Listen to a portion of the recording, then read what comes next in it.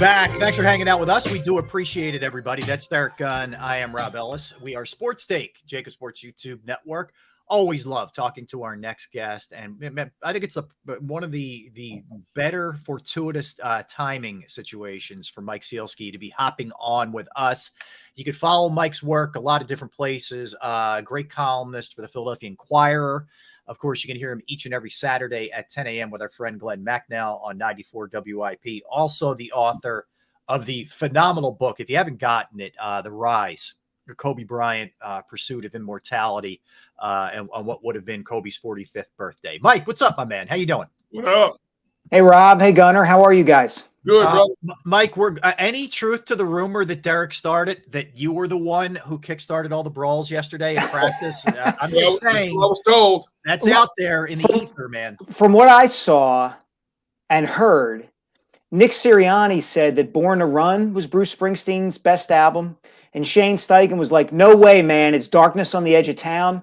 And then Jalen Hurts came in with a flying elbow and was like, Nebraska! And it all just went to pot from there. Yeah, because I could see Hurts being a diehard Springsteen guy. That's right up his alley. Man. Absolutely, especially acoustic Springsteen. Yeah, he likes Nebraska, Mike. He likes Nebraska. Oh my goodness. So what were your impressions? Like to me, here's the thing. I know Kelsey was very remorseful, regretful, apologetic, but that earns a lot of quality points. Not that he needed it already in that locker room, because he felt like Gainwell got cheap shot it and he returned the favor. What do you think about all this chippiness at practice? Yeah, look, I think Jason, if you shot him up with sodium pentothal after that press conference, would tell you he said all the things he was supposed to say in that press conference. And I'm sure at some level he was a little ashamed and apologetic. But this is football, guys. First things first, and I wrote about this for today, as big a deal as this was and as big a brawl as this is relatively tame compared to what used to happen in NFL training camps 25, 30 years ago. You would see this kind of thing inside the same team. You'd have coaches pitting offensive players against defensive players. I included an anecdote in there that Mike Golick once told when he was playing defensive tackle for the Eagles about Jerome Brown and Ron Heller getting into such a bad fight that it carried over into the shower in the locker room. And Heller at one point dropped his towel, adopted a boxer stance, and said to Jerome, "You want to go right now?" I mean, and these guys were teammates. So the idea that what happened yesterday is so beyond the pale for the NFL and pro football is not quite right. To your point, Rob, yes, I think absolutely Kelsey earned major respect within his own locker room by running, Zaire and taking him out and starting this whole thing. I mean, you can make an argument Derek Barnett is the one who really started it by kind of karate chopping Anthony Richardson's arm after the play. No. Blah, blah, blah. Yeah, I'm stunned. I was stunned. Shocking. What a shock. Yeah. But look, it was a big to-do in the moment, because it doesn't happen as often as it used to. But all in all, this is something we're going to forget about, I think, within the week. But let's take it for what it's worth, though. You got a lot of players on edge. Am I going to make the team? What is my role on the team? And they're tired of beating the heck out of each other, and you get to unleash some of that pent-up aggression on someone else. There's a lot at stake for these guys. A lot of these guys. I mean, some guys know they can go out there and cakewalk through training camp, and they know they're going to be a first or second team. But there's so many more, and there's a lot of tension, man. All of a sudden, something that happens on a daily basis, that they would just like water under a dam. It gets to a point. Now you're getting near the end of training camp. I've got one more shot, and all of a sudden the powder keg explodes, man. I mean, but like you said, Mike, it's the nature of the beast. It is, Gunner. I will say this: the one X factor in all of this is the rise of these joint practices, right? Yep. These are all the rage around the NFL. Yep. And it used to be a team would practice and beat each other up. Yep. And then go play preseason games, okay? So all the brawls would be within the team, like we just said. The thing about joint practices is, yeah, they've got officials out there, but they're not as regulated, and there really isn't as much at stake when you think about it as a preseason game. Right? Like if you're a marginal NFL player, if you're a guy who's fighting for a roster spot, chances are you are not going to do something galactically stupid during a preseason game because you're going to get penalized and it's going to be out there for 31 other teams to see. And if you get cut, the other 31 teams and possibilities for you to work are going to go, well, we don't want that guy. That's less, those restrictions and guidelines aren't in place in a joint practice. And Kelsey kind of alluded to this afterwards. He said, on the one hand, yeah, there haven't been many brawls and that I've encountered in a joint practice. I've had like 10 or 12 of these. But by the same token, when you're not in a game focused on each individual play and you're at practice or a joint practice, you have time to like let stuff get to you and to think about it. So it wouldn't surprise me if we started to see more and more of these sorts of incidents in the years to come as these joint practices continue, because as you know, you guys know, coaches love them. Like they can do all this stuff away from the prying eyes of national television cameras. So they're going to want to keep doing this. And I'm willing to bet we're going to see more brawls and fights at them. Mm. Yeah, look, I think you're right. I don't think it's going anywhere. In fact, Sean Payton said yesterday, "I love him." They got into a fight with the Rams. He didn't care; it didn't matter one bit. Mike, let's talk about on the field stuff. Have we gone overboard with the Mariota thing in your estimation, or is this real? Considering the injury history with Jalen the last 2 years, he is a dual threat quarterback, and they're more likely to get hurt. Let's face it. And we've seen backup quarterbacks in this town take their teams pretty far. Or is this just typical, man, there's 18 days left. We need some topics, my friend. Where do you fall on this one? I come down on this in two ways, no. Rob, and they're kind of on opposite sides of each other. He's frozen. Am I? Mike? No, I'm here. All right. Here's what we'll do. Tone, let's see if we get Mike straightened out. We got him. No, he's fine. He's fine. Am I good? He's fine on yours? Okay. Yeah, he was fine on mine. Oh, I'm sorry. Go ahead, Mike. Okay, sorry. Yeah, you guys are good on my end. So I look at this two ways, Rob. We are not going overboard when we talk about Mariota's performance. He has not been good in either the practices or the preseason games. And that does concern me a little bit because, as you said, Rob, and I'm hoping Rob will be back in a second, the Eagles always end up using their backup quarterback for at least a game. And often those games are really important. Nick Foles, a couple of Gardner Minshew games last year, the Cowboys on Christmas Eve, all of that. So that is a concern. Where I think we've gone overboard is in the ways that the proposals people are making to address this. No, the Eagles should not bring back Nick Foles. No. Yes, it is ridiculous and silly to mention Carson Wentz. I mean, come on. Like, some of this is just, let me find the most hot button take I can find and push that button. That doesn't mean it's not a concern, though. And I heard Rob talking earlier in the show, Gunner, about Matt Ryan. Yep. I give it a thought. I think the style aspect of Mariota's play is a little bit overrated. I think I would much rather have a reliable backup, no matter what style that backup played, than a guy like Mariota, who stylistically is similar to Jalen, but is, plays kind of scattershot and sprays the ball all over the place and doesn't make great decisions and all of those things. I'd almost rather have the Matt Ryan style than the Mariota style. Here's what I said about Matt Ryan a couple of times in the past week. Nice option, but he's got one foot in the broadcast booth. If he's left the door open that he might come back. He's not coming back to hold a clipboard. He's going to sit there and wait for a team to lose a starting quarterback and can hit the ground running and go in and be a viable cog in somebody's offense. Plain and simple. His presence. Now, obviously, the offense would change a lot with him under center in this particular offense, but he's been around the block for 15 years. He knows how to read a defense. He's an accurate passer. He can handle big game situations. I don't see him coming in here because of the reasons I just said. Now, for those people out there who are screaming, let's find another backup quarterback, and I presented the case, last week when Farzetta was on the show and earlier this week with Rob. Look at the free agents that are sitting out there right now. There's a reason, and Carson Wentz is among them. There's a reason. You don't want any of them. Secondly, every team now, especially with the NFL allowing teams to have 3 quarterbacks on the active roster, You don't have 32 starting quarterbacks as it is. If you have a decent backup, which doesn't hardly exist in the league, it's a luxury. Marcus Mariota is the best decent-looking backup out there when you stack him up against all the other teams. So whether we like it or not, he's it. Hopefully Jalen never goes down, but he's it. There is nobody better out there to replace a Mariota.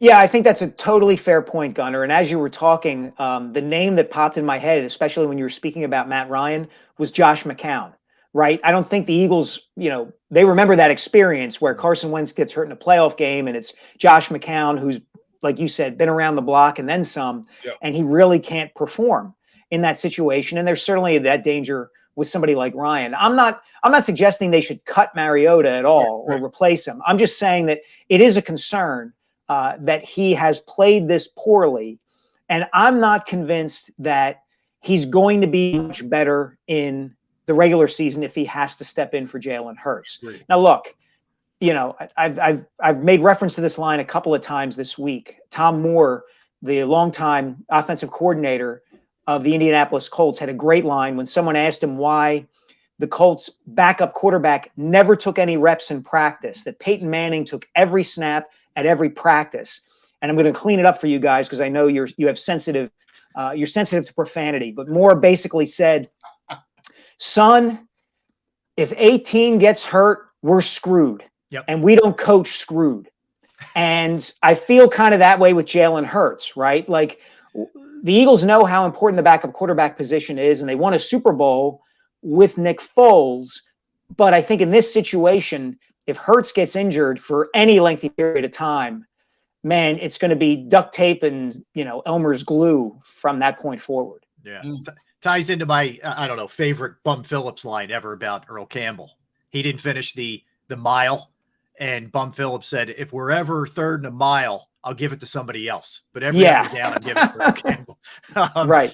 Speaking of running backs, Mike, how about that segue? Woof. All right. Very good. What do you make of this? Because there are some people that will tell you Gainwell's the feature. Some are saying Swift. Some are saying this is a total just group effort here.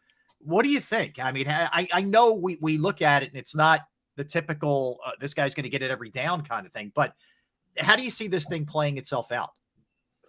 I see it being pretty similar to what they've done in years past, Rob. If you look at their numbers last year, the Eagles did not throw the ball to their backs out of the backfield much at all. I think they were targeted the second fewest times in the NFL. Now, some of that is because Jalen is such a great runner that some of the dump offs that another quarterback might make to a running back, he could just take off and run himself. Some of it was that I think Miles Sanders, for whatever reason, had regressed as a receiver since his rookie year. But I look at their stable of running backs now, and I like it for this reason. When they've been at their best in recent years at that position, like take 2017, you had multiple guys who, might have a specialty, so to speak. Like LeGarrette Blount was great in short yardage, big power back. Jay Ajayi was kind of a bit of doing everything, carrying the ball. He could run with power. He could run with speed. Corey Clement could catch the ball pretty well out of the backfield that season. But those skills overlapped too. Wentz and Foles would throw the ball to Blount out of the backfield, and they dump it off to Ajayi every now and again. And Clement could run inside as well. And I think you see a similar situation now with the guys they have. One of the strengths that they have in Swift and in Penny and in Boston Scott and Gainwell in particular, I think, is that they can put any one of those guys in there and do just about anything they want in the offense. Mm-hmm. You can't just say, well, Kenny Gainwell's in there. If you're an opposing defense, we know they're going to do this. Well, you don't know because they might throw it to Gainwell. They might hand it off inside to Gainwell. Same thing with certainly Swift. Boston Scott has caught passes out of the backfield. We'll see what Penny can do. And assuming he stays healthy. But that sort of versatility is really a strength, I think, for them. So I don't think you necessarily need a bell cow in really any sense of the word. Has in your mind a number 3 receiver emerged yet for this team? A definitive number 3? I mean, Quez Watkins has looked pretty good when he's been out there, but he's been banged up a little bit. Yeah. I think he's probably got the inside track, Gunner. He has certainly come into camp recommitted, he's talked the talk. I was there the day he said he was elite, which had me kind of shaking my head, and I wasn't the only one in that media gaggle who was shaking his head at that. But when he's been on the field, he's been pretty good, and he gives them, I think, what they would need out of that third slot, which is somebody who can stretch a defense and open things up, because we all know that AJ Brown and Devontae Smith can do everything as receivers, but it allows them to work the middle of the field if you can occupy the safety by having Quez take care of them. So I would guess it's Quez at this point, but we'll see. Mm. Mike, it's going to be, that's one of those to keep your eye on, for sure. There's no doubt about that. Did you get a chance to take a look at the Sports Illustrated piece on Jalen Hurts?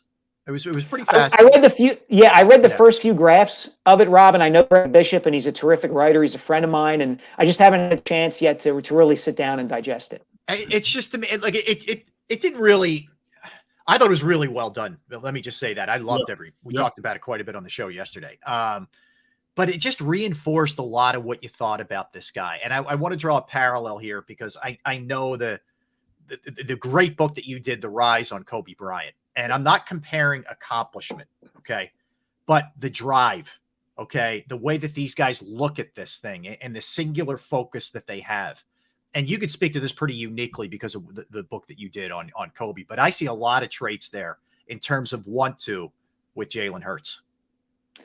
I think that's a darn good analogy. And I think the difficult part with it, Rob, is that in some ways it's hard to see and validate those kinds of qualities in an athlete when he's as young as Jalen is now, or was as young when Kobe was. One of the things I learned in doing the research for The Rise was how planned and meticulous Kobe was in going about who he wanted to be and where he wanted to go and how he wanted to get there. He was operating on a level beyond the average 17 or 18-year-old. Mm-hmm. He kept to himself his entire senior year the fact that he knew he was going to jump straight from Lower Merion to the NBA. He let people in our profession guess and write stories and speculate that he might go to Duke or North Carolina or LaSalle, or maybe he would go to the NBA, or, all of these things. And he just sat back and let it all kind of happen. All the while he was taking all these steps and preparing in these ways, whether you're talking about training, mental aspects, all of that stuff to get himself ready to jump to the NBA. I think with respect to Jalen, it's almost hard to say, yeah, he's following in those footsteps, because you don't want to be wrong about that, right? Like, you get burned so many times by saying, here's this young athlete who looks like he has it all figured out and put together, and then something happens and it kind of all falls apart. I mean, we kind of thought that about Carson Wentz for at least a little while, right? And speaking only for myself, that makes me a little gun shy about saying, this guy's got it. Man, for a 24, 25-year-old, he really is locked in. Having said that, Hurts has given no indication yet since he's been with the Eagles that he's anything other than like locked in and committed to this team being as great as it can be with him as its quarterback, and to him being as great as he can be as its quarterback. So it's going to be a fascinating story to follow, I think, because I think you're right. We may be looking back 5-10 years from now and saying, boy, Jalen Hurts was one step ahead of all of us in what he was doing and how he was doing it and how he approached becoming a great quarterback and a superstar, just like Kobe did all those years ago. Mike, his agent came out in the article and said, we wonder sometimes, is he 25 or 45, because of the way he handles himself. And in the time you've gotten to watch him, listen to him, and even get feedback from other people, and especially when you compare it to the book you wrote, is there one definitive aspect of what Jalen Hurts is, his makeup, that really intrigues you more so than anything else about his overall makeup? The controlled nature with which he answers public questions, Gunnar. That's where I draw the strongest parallel, I think, between him and Kobe. And that is something that you really don't see. And it doesn't sound like a big thing, but it is a big thing. Yep. You were there and we were all there for those Carson Wentz press conferences where he was kind of searching, and it seemed like his default reaction was to, whenever something would go wrong, it was the whole team, right? Yep. And he said it in a way that seemed innocuous. But if you went back and read the transcript, you were like, wow, he kind of threw his whole team under the bus there. Jalen never does that, ever. And Kobe didn't do that when he was a young guy, particularly his senior year. I mean, he could be very overt, and he could express himself, express anger and disappointment. But when it came time to really deal with the public, there was nobody more self-assured and self-controlled than Kobe Bryant at 17. I mean, think back to that press conference where he said he was going to take his talents to the NBA. He handles that situation like he's a talk show host, like he's going to succeed Oprah, at 4 o'clock on ABC 5 days a week. And Jalen is similar in that regard. Jalen doesn't have that kind of humor that we saw from Kobe, but man, he knows exactly what he wants to say and how he wants to say it. And that measure of self-control also seems to translate into how he plays on the field, right? He doesn't make big, dumb mistakes. He is really smart without being overly cautious. And that's a tricky line to walk as an athlete, but man, he really seems to be able to balance all those factors. Mike, back to Kobe for a minute, because I know so much of what you did was sort of the lead up to what he became, right?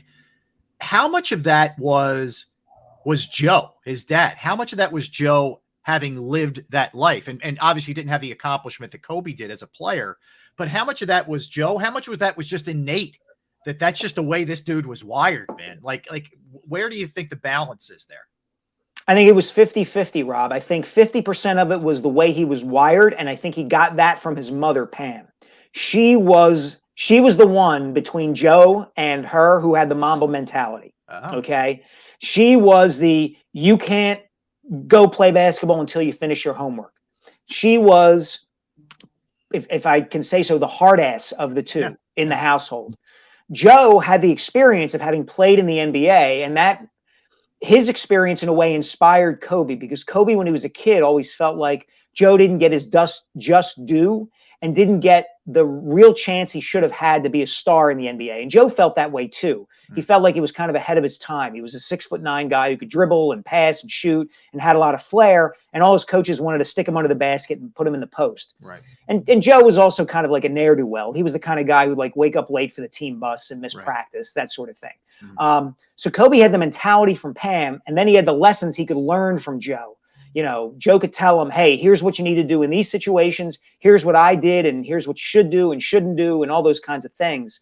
So it was the perfect melding of like nature and nurture, I think, in Kobe's situation. And not to interrupt you, Gunnar, there's a parallel there, I think, with Hurts, who was the son of a high school football coach, right? Yeah.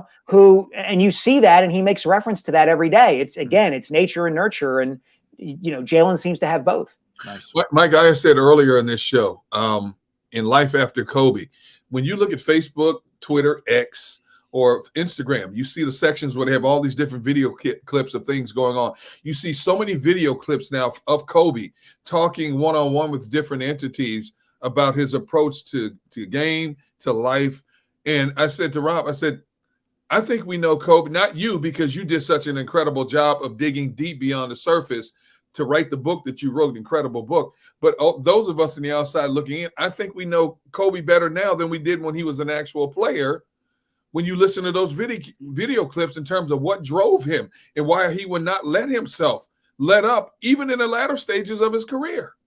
And the amazing thing about that, Gunnar, is that only happened in the last 5 or 6 years of his life. I mean, up until 2014 or 2015, again, pardon my language, but most people around the NBA would tell you that Kobe Bryant was a galactic dickhead. Yeah. And didn't get along with teammates, was isolated, and there were reasons for that, right? He had a unique childhood. He came into the NBA very young. He was incredibly ambitious and incredibly driven, et cetera, et cetera. And he had some growing up to do in major ways. And we're not even really touching on the darker aspects of his life and some of the things he was alleged to have done, Colorado and all of that. Yep. But in the last 5 or 6 years of his life, I think being a father and learning how to be a good husband changed him and softened him in those ways that allowed him, to your point, Gunnar, to open up about how did I get to this point? What was my thinking and my approach and my mentality to be able to become as great as I was. Mm. And I think that's the true tragedy that people feel when they think about and they talk about Kobe's death, is that he had gone down in the depths of our perception in our society, right? He was as low as you get with what happened in Aurora, Colorado. And he had pulled himself out of that and was still ascending when he died.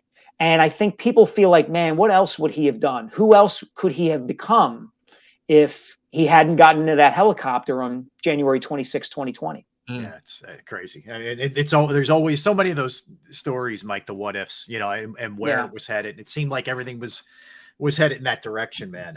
So people can still get the book, correct? And where are we, or have we advanced any further with, the other stuff, potentially? Well, first of all, people can still get the book on Amazon, at their local bookstores, at website, theriseofkobe.com. Okay. As far as the other projects, there's a writer's strike in Hollywood. Oh yeah. So I wish there were an update, but we're kind of in a holding pattern. Okay.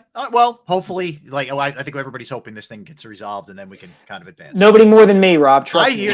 I hear you, man. College is right around the corner for the little ones. Darn right, man. I got mouths to feed. I hear you. All right, Mike, listen, man, keep up the good work. We appreciate it. We'll check you out Saturday morning at 10 o'clock with Glenn, and of course, inquirer.com. And you can follow Mike on X, because Derek loves it when I call it X. Never. It's Twitter. Twitter on X. There's only one X, and he played for the Seattle Supersonics in the 80s, and he was awesome. And his cameo in the movie Singles was tremendous, too. Correct. And he was ahead of his time with the shaved head, too. Darn right. Xavier Darn right. Daniel, we're referencing right there from our 80s Good youth. point. All right, Mike, good work out of you, Thank man. you, We Mike. appreciate you hopping on for a couple You minutes. guys are the best. Thanks so much. Take care. Good, Mike brother. Sielski, Philadelphia Inquirer. Good stuff there on the whole Kobe thing. I thought today would be a great day to talk to him. Not only was he at practice, wrote about it, but also the Kobe thing on Kobe's 45th. So good stuff there. All right, let's come back, Gunnar. Let's dig in a little bit here. And we did an NFC East comparison with the Eagles yesterday from an offensive perspective.